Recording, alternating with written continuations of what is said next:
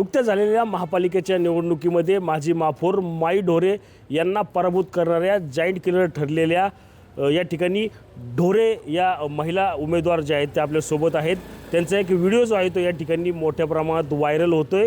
एक घड्याळाला मत द्या तर 3 मतं जे आहेत ती भाजपला द्या असा एक व्हिडिओ जो आहे तो आता सकाळपासून सोशल मीडियावर जो आहे तो मोठ्या प्रमाणात व्हायरल होतोय।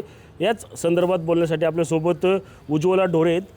ताई काय सांगाल, तुमचा एक व्हिडिओ मंदिरामधला व्हायरल होतोय की एक घड्याळाला मत द्या आणि 3 मतं जी आहेत ती भाजपला द्या, कुठेतरी क्रॉस वोटिंग केल्याचा तुमच्यावर आरोप करण्यात आलेला आहे।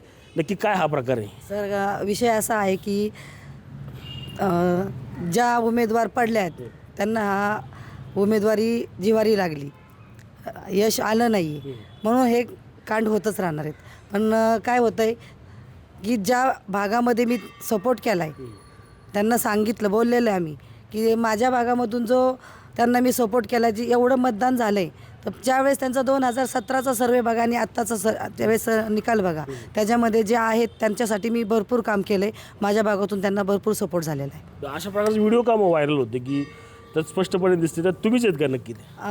तुम्ही विचार करा, तिथं जाऊन स्थानिक नागरिकांना विचारा की ती क्लिप पूर्ण नाही आहे, जो एडिट केला आणि आहे तेवढंच दाखवत आहेत। काय नक्की कशामुळे तुम्ही शिवसेनेत होता ह्या आधी, राष्ट्रवादीत आला, निवडून आला, कुठं पसनी पडलं नाही असं वाटतं का? त्यांना पसनी पडलं नाही, कारण त्यांना एवढी मोठी जीत झाली, माझी एवढी मोठी जीत झाली आणि हा जनतेचा कौल आहे, जनतेने त्यांना पराभूत केले, याच्यामुळं त्यांना हे असे कांड करतच राहणार आहेत। तुम्ही आता म्हणता पराभूत केलं, मात्र ते तुमच्याच पॅनलमध्ये होते ना, अतुल शितोळे असतील 290 मतांनी पडले किंवा अन्य कुठले उमेदवार असतील पण ते तुमच्याच पॅनलमध्ये होते। माझ्या पॅनलमध्ये असले तरी मी एक सांगू इच्छिते, ज्यावेळेस मी आता तुम्हाला बोलले 2017चा निकाल बघा आणि आता 2026चा निकाल बघा, तर 2026मध्ये माझ्या भागामध्ये त्यांना किती मतदान होतं आणि आत्ता माझ्या भागामध्ये त्यांना मी लीड दिला आहे। जे पडले ते खालच्या भागामध्ये ते पडलेले, त्याच्यामध्ये मी बोलू शकत नाही की ते कुठंतरी कमी पडलेत, ते त्यांनी त्यांचा विचार केला पाहिजे।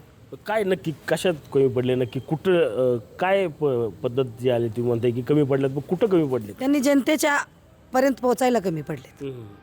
तुम्ही जर 2017ला त्या ठिकाणी तुम्ही तुमचा बालेकिल्ला मधुबन आहे, तर मधुबनपासून तुम्ही तिथं लीड यायला पाहिजे होतं। माझं मी सांगवी ममतानगर ते मधुबन ते ममतानगरपर्यंत मी 10 वर्ष झालं पक्षाचं काम करते। पक्षाच्या कामामधून मी सगळ्या जनतेपर्यंत खाली ग्राउंड लेवलपासून काम करते, त्यामुळं मी माझ्या परीने काम केलं आहे, मी त्यांच्यासाठी सुद्धा काम केलं, पण हे त्यांनी तिथं खालच्या भागामध्ये ते कमी पडलेत। नक्कीच पराभूत उमेदवार जे आहेत ते त्यांच्या भागात कुठंतरी कमी पडले असं खापर जे आहे ते आता उज्ज्वला ढोरे यांनी समोरील जे राष्ट्रवादीचे उमेदवार आहेत त्यांच्यावर फोडलेलं आपल्याला एकूण पाहायला मिळत आहे। मात्र या संपूर्ण प्रकरणानंतर पिंपरी चिंचवड शहरातील अनेक प्रभागामध्ये अशाच पद्धतीने क्रॉस वोटिंग झालं का, हा देखील आता प्रश्न जो आहे तो आता सर्वसामान्य नागरिक या ठिकाणी विचारताना आपल्याला एकूणच पाहायला मिळत आहे। रणजित जाधव, TV9 मराठी, पिंपरी चिंचवड।